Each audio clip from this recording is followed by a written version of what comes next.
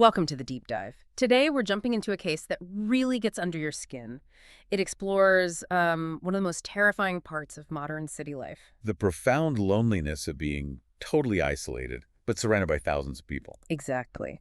Our source material details the tragic story of a Miss V, and it proves that old saying is horrifyingly true. There's just no isolation like being alone in a crowd. And this kind of tragedy, Yeah. well, it's not an accident. It's actually made possible by the environment itself. We're looking at the mechanics of what the source calls a highly civilized town like London. Where efficiency becomes this deadly social filter. It does. I mean, in smaller communities, there's always a kind of social friction, right? You have Right. obligations. You're forced to interact. Yeah. You know the postman. You know, the parson's wife. But the city is designed to just get rid of that friction. The systems are all streamlined to seal you off. We hear about these service providers, the butcher, the postman, who are meant to be your connection to the world. But they're not, are they? The butcher just drops the meat down the area. The postman shoves the letters in the box. Even the person's wife is described as literally hurling her messages through the slot. No time must be wasted. That's the mantra. And this relentless push for purely transactional efficiency, that's what creates the mechanism for disaster. Because these people, the butcher, the policeman, they don't have any emotional investment. None at all. So if the meat is just sitting there, untouched, or if the letters start piling up, they don't ask why. They just make a cold, pragmatic decision. No 16 or no 23. It doesn't need attention anymore, so they skip it. And that's it. The house and the person inside just becomes irrelevant to the flow of the city. And that skipping is permanent. The source is so clear about this. Brutally clear. If the city skips you, whether you're Ms. J or Ms. V, you drop out of the close-knit chain of human life, and you're skipped forever. It makes you think about your own connection, how fragile it is. The narrator of this account, they understood that immediately. I mean, instantly. This realization that you have to actively fight not to be skipped. And their first reaction is so visceral. What do? They knock over a chair. Just to make a noise. Yes, just so the person living downstairs knows for sure that I am alive at any rate. Wow. That's the psychological cost of it all, isn't it? Yeah. You have to create noise just to prove you exist. And that brings us to Miss V. Or, well, Janet V. Sometimes Mary V. Even her name is kind of insubstantial. Which is fitting. So our mission today is to trace the history of her shadow life and get to that moment when her relative finally tried to find the person behind the blur. Okay, let's unpack this. We have to start with the 15 years that basically set the stage for her vanishing act. So for about a decade and a half, Miss V's entire life was just surface level, Yeah. an ambient presence. The narrator describes her as always gliding about London. Always in the background, a drawing room, a picture gallery. Exactly. And what stands out is that her social interactions were so empty, they almost felt destructive to reality. It's not a conversation. It's a script.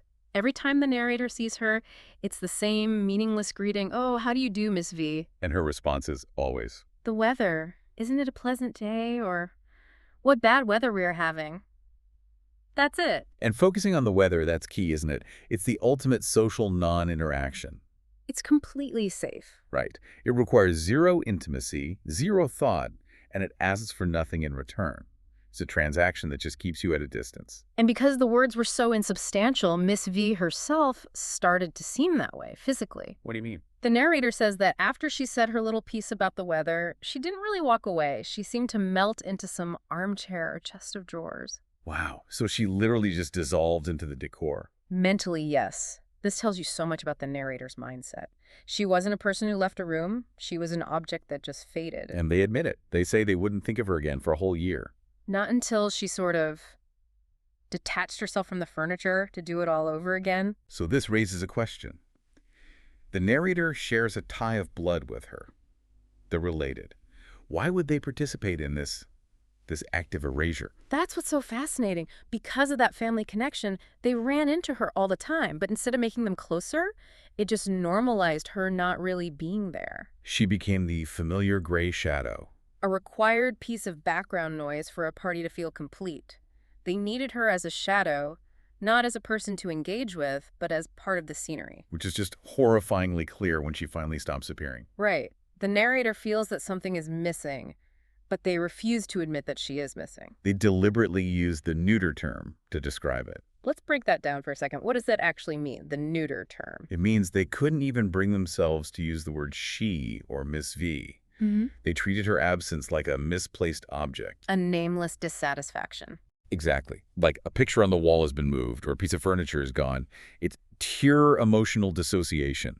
It protected the narrator from the terrifying idea that a person they knew had just vanished. And that calculated, kind of cold objectivity is what makes the turning point so shocking. It shows you this whole detachment thing was taking a subconscious toll. Yeah, the breakthrough doesn't happen in a conversation or at a party. It happens when they're completely alone. This is where it gets really interesting. Deeply psychological. The change happens one morning, really early, waking at dawn. A time you associate with, I don't know, clarity. And suddenly the narrator cries out loud, "Mary V! Mary V!" And the power of that moment for the narrator is all in the conviction of the voice. Yes. They believe it's the first time anyone has ever said her name with that kind of force. For 15 years, her name was just a colorless epithet. Verbal filler. Exactly. Something you use to round out a sentence when you run out of things to say. It was never a real call to a real person. So that cry at dawn, that was the first moment of genuine human acknowledgement. The first time the narrator truly saw her. But the irony is just profound. Because even with all that conviction, the cry doesn't summon her. The room is still empty. But the voice, it echoes in their head all day.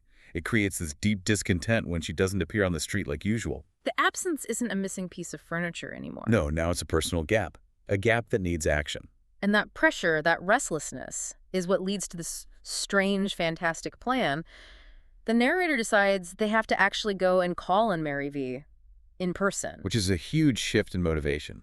It feels like a desperate act. They want to track down the shadow, and this part is so telling. They want to talk to her as though she were a person like the rest of us. A sudden, urgent attempt to give humanity to someone they'd only ever treated as an object. And then you get this moment of absurdity with the preparations. The narrator actually laughs at how strange it all feels. And it feels incongruous.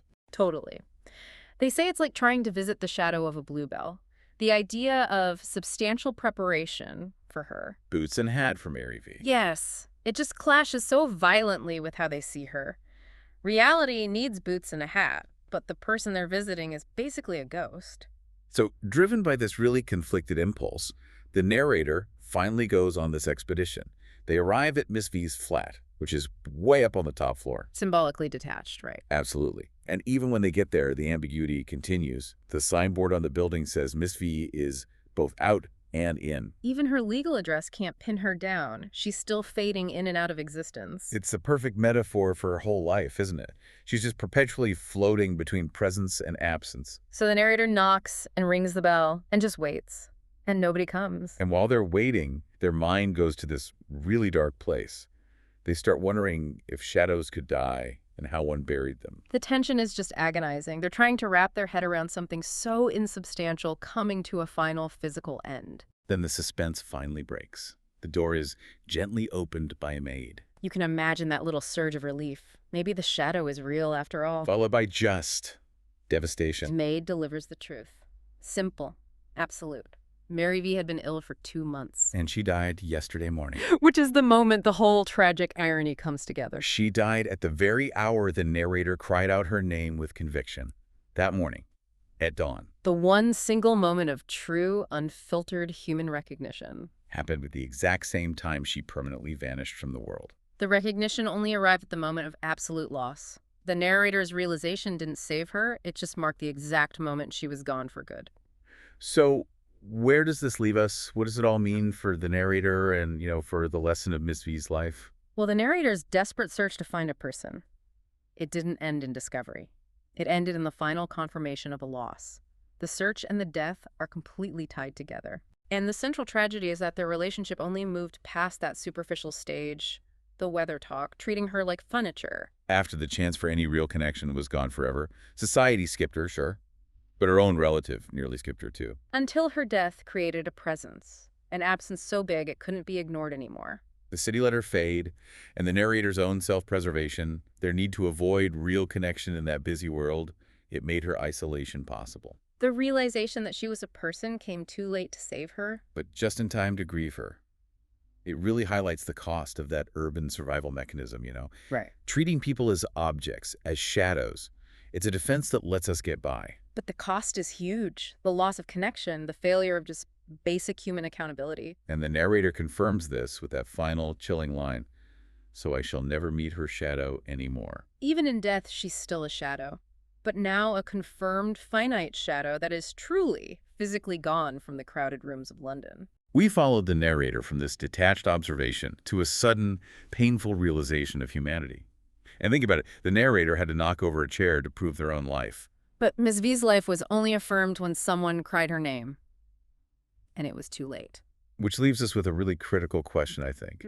If our recognition of someone only arrives when they're already gone, how many people around us right now are we unconsciously treating as shadows, just waiting to melt into the furniture? What stands out to you?